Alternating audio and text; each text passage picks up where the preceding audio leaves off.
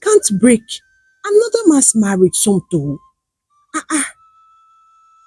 Please, oh, my heart won't let me do that. You know me very well, Somto. I'm a very disciplined girl, right from small. Richie said to Somto on the phone. Somto then told her it is her choice and also it is her business. Somto also warned her not to call her again about this same issue. Since she have made up her mind, she should sort herself out and don't involve her in anything regarding this issue. But Somto warned Sopuruchi that if anything happens to her mother, the whole consequences will be on her head. Somto then angrily ended the call on her. Sopuruchi was devastated. She became confused on what to do about the offer. By evening, Obiora came back, and immediately he came back, he called Sopuruchi. He then asked her to tell him her decision. If the offer he proposed to her in the morning of that same day, if she is ready to take it up or not. Sopuruchi then started to stammer. Sir, seriously, sir, I really need this money. Oh. I have a lot of things to do with this money. In fact, this money in question, it will save a life. But sir, at the same time, I have conscience. Sir, I have conscience. I don't want to ruin your marriage. Or I will start having issues with your wife. Sir, please, I value my job so much and I wish to keep the job. Please, sir, I am suggesting, no, it's not as if I am commanding you. If there is a way, you can hire another person to do this job. God will bless you, sir. While I mind my business, cooking and cleaning for you, sir. Sopuruchi pleaded to Obiora. Obiora looked at her, stared at her repeatedly and smiled. He then told her, okay, Madam Conscience Haver. You have conscience, right? There is no problem. What all of this means is that you don't value your job at all, Sopuruchi. Wait, you think I can't get any other girl out there? Come on, you said it earlier. I look handsome, I can get any girl I want. Of course, Sopuruchi, I can get any girl I want out there to do this job. And I will. And the person that I will get will take up your job so that my plan will succeed. Oh, you cannot keep your job and I'll bring in another woman into this house. Listen, Sopuruchi, my wife knows me as a one man, one woman. I am not a flirt. I'm a responsible man. I am well brought up, Sopuruchi. I chose you because I saw some personalities in you. A focused lady who wants more for herself. See, I offered you that huge amount of money. Seeing that you need the money so badly, come off it now. But since you don't want the offer, you don't want the money, you want to do Madam Conscience, I have no problem. I have no problem at all. But I have no choice than to let you go. You will have to lose your job so that the new person I'm bringing in will replace you. For my plan to work, the person have to be a living chef so that my wife will not suspect a thing. So, you have today to pack your things. Tomorrow morning, leave my house. Don't worry. I will personally pay you 1 month full salary. Obiora assured Sopruchi. And this news came as a shock to Sopruchi. She wasn't expecting her boss to sack her. In order to carry out his plan, Sopruchi was devastated. Her good now lands her a jobless person. And for her to get this kind of job again with the kind of offer it comes, it will be very difficult. Another thing is losing out on the 1.5 million and making Somto to hate her. And Somto might not even accommodate her when she leaves and come to her house. Sopruchi became really down. She had to think twice. She then knelt down and started begging Obiora to give her a second chance. But she has plenty of conditions. Obiora was amused. He then told her to list her conditions. Sopruchi started. Sir, like you said before, no physical contact, I accept. And sir, no pretending to go out together. And we must not be seen outside together, sir. We can do everything together, like you said earlier. But not everything, no. Sir, I still have plenty to say. Obiora stopped her from talking instantly. Sopruchi, he called out to her. I am your boss. I make the rules, not you. I will be the one to pay you my own money, not the other way around. You are not paying me a dime. So, just shut it, okay? Our plan starts now. I will give you another phone to be using to communicate with me privately. If you spoil this, Sopruchi, I won't forgive you at all. And I will make sure you pay dearly for it. Obiora threatened Sopruchi. Sopruchi kept quiet and followed strictly his instructions. After Obiora told her the day's plan and how they will accomplish it, Sopruchi agreed without questioning him. That same evening, Amaka came back in a hurry. She went inside her room and started to pack her bags. Obiora was surprised and asked her why she's packing her bag in a hurry. Amaka told him she forgot she has a shoot in Abuja the next day. She was even lucky to get a ticket for her flight this night to Abuja. She needs to be fast before she misses her flight. Obiora became sad immediately. Amaka, why? Amaka, why? Obiora asked Amaka. Eh? Stop it. Amaka exclaimed. Please, Obiora, don't start. You're not a baby, please. Stop this. It doesn't fit you at all. It is just 3 days trip and I'll be back before you even know it. Please, don't be dramatic. Amaka said to Obiora reluctantly.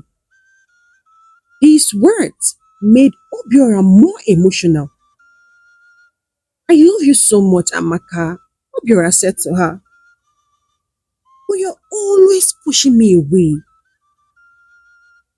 You you like taking advantage of my good heart, Amaka? Is it because I have a very soft spot for you, or what? Hope you're a bed high again, not to go. Let her spend some time with him. Seeing that she hasn't been available in days now, let her spare that 3 day trip and spend it with him. But Amaka refused. She finished packing her bags, and before she left, she told Obiora to go spend some time with his friends, that it is better for him. She left for the airport without looking back. This broke Obiora's heart. He was forced to leave the house too, and he went out to go spend it with his friends that he's trying so hard to avoid. But after going out that very evening, Obiora came back home drunk. Richie helped him to his room. Richie wondered why her boss Obiora was so drunk that night. She called Somto that night to tell her that she accepted the offer. Richie also told her everything that happened and told her that her boss came back drunk, which is unusual. Ever since she has been working there, she has never seen her boss drink to stupor. Somto was happy. At least she listened to her and took the offer. Somto then advised Richie to stay on her lane and mind her business. She told her not to ever interfere in anything her boss does.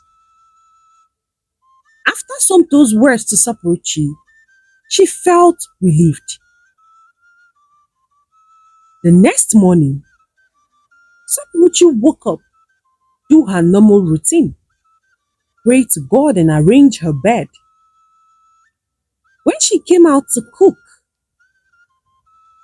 she first saw a beautifully tidied and cleaned up sitting room, and she was confused. She didn't remember cleaning the house yesterday night before sleeping. How come the sitting room is so clean? She questioned herself. She then entered the kitchen, only to meet Obiora cooking. Richie at first became scared and worried. It seems like she have lost her job. But she pleaded with her boss that yesterday, and he forgave her and also offered her the job. So why is he cleaning the kitchen, cooking and cleaning the whole house?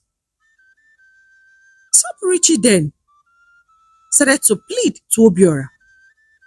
Sir, I beg, please forgive me if I have ever in my life sinned against you or do anything bad to you. Sir, I thought you gave me a chance yesterday. I thought you gave me back my job yesterday. Sir, what is going on? Have I been replaced already? Why are you cleaning the whole house and even cooking this early morning? Sir, you even wake up before me. I'm in trouble. Obiora started to laugh. He told her she has not been replaced, nor has she been fired. Obiora assured her that everything is alright. Obiora then told her that the plan is still on. Obiora told her that he only wanted to assist in the kitchen, assist in cleaning and cooking. He told Richie how he used to love cooking but had to stop because Amaka, his wife, started misusing that opportunity. She turned him to her cook. She would always give him orders of what she would eat every day. But she never assisted for once in cooking. Sopuruchi, Obiora called out to her, I love my wife. I love her so much. And I wish to bring her back to the way we used to live when we got married newly. You know my wife knows how to cook, clean, but I didn't know that money and fame can change a woman to this extent. We used to love each other so much. We used to respect each other. Money has really changed my wife. And I'm so confused on what to do. Do you have any idea on what I can do apart from what we are planning to do? Obiora asked Sopuruchi. Sopuruchi decided to mind her business. She told Obiora that she doesn't know anything that can be done. No. Her hands and legs are clean. That is anything he said, she will follow the instruction. Obiora then asked her to join him in cooking in the kitchen. Sopuruchi still didn't argue. She joined him immediately and they started cooking in the kitchen.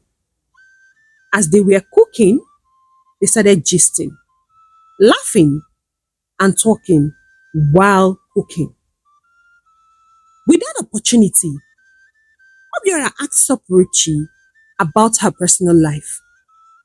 Sopuruchi unknowingly told Obiora everything about her family and her mother being sick. 1 hour later, someone walked inside the kitchen where the two of them were still busy cooking. It turns out Amaka came back unexpectedly. Amaka was shocked to see Sopuruchi and her husband cooking together. Not only cooking together, they were laughing, gisting as besties. Amaka shouted Sopuruchi's name in anger. What are you doing with my husband? Amaka questioned Sopuruchi angrily. But Obiora answered her instead. Wow, my darling wife, you are back? So soon? What happened? I thought you said you will be spending 3 days. Obiora questioned Amaka. Amaka being very angry, seeing what she just witnessed. She zoomed out of the kitchen and entered her room. Obiora followed her immediately to the room. Amaka didn't even allow Obiora to speak. She started to yell on top of her voices. Obiora, the chef? What are you doing in that kitchen with her? Amaka questioned Obiora angrily. I was cooking with the chef. Is there a problem? Obiora asked Amaka. Eh? Did you just ask me that silly question just now? Amaka flared up. When did that one start? Please, oh, you employed that chef to cook for us. Please, can you tell me why you are in that kitchen helping her out? Are you not paying her? Or is it what I'm thinking? No, no, no, no, no. It can't be. I know you, Obiora. Amaka, stop this nonsense, please. You know I love cooking. I love being in a very clean environment. But you are the total opposite. Amaka, if you don't want to assist me in cooking, cleaning the house, there is no problem. I've told you I had no issues doing those things. But be the wife I married. Do your duties. Give me a child. Amaka shouted at Obiora to stop all the things he's saying and stop being close to that chef or helping her out in the kitchen. She warned Obiora that she doesn't want to see him cleaning the house. They already employed her to do the work. Let her do her job. She then stormed out of the room and went straight to the kitchen to meet Sopruchi. She angrily warned Sopruchi not to allow her husband cook in the kitchen again or do any chores in the house. Amaka was so restless. After she warned Sopruchi, she picked up her phone and called her best friend, Sandra. She told Sandra what she just witnessed when she came back home. And since she witnessed this, she had not been herself. Sandra immediately, without even hesitation or thinking about the situation, asked Amaka to sack the chef. That if her husband wants to start his cooking again, cleaning the house, without thinking twice, sack the girl so that she won't snatch your husband away from you. Amaka didn't even wait. She immediately called Sopruchi. She told her to go inside her room, pack her bags, and leave her house that minute. Sopruchi was shocked. Ah, madam, what did I do wrong, ma? Hey, Ebami o. Sopruchi asked Amaka to please tell her what she did wrong. Sir Obiora, he insisted. He assisted me in the kitchen to cook something special for you, ma. I was only doing my job, oh. Amaka looked at her again and said, you mean my husband was cooking something special for me? Wow. I didn't know. Oh, and I let my anger to spoil everything. Amaka immediately entered the room to talk to Obiora, while Sopruchi became relieved. Ah, just like that. She would have just lost her job. And to think that her madam did not even catch her doing anything wrong. Just cooking with her boss. She wants to sack her. Ah, this is the reason why I do not really want to take this offer. Eh? Now, see me. I've entered inside what I don't know about. I will have to start lying up and down, lying my way out all the time. I hate this kind of offer. When Amaka entered the room, she started to play with Obiora, not to be angry, that she spoiled her surprise package from him. Amaka told Obiora what Sopruchi told her.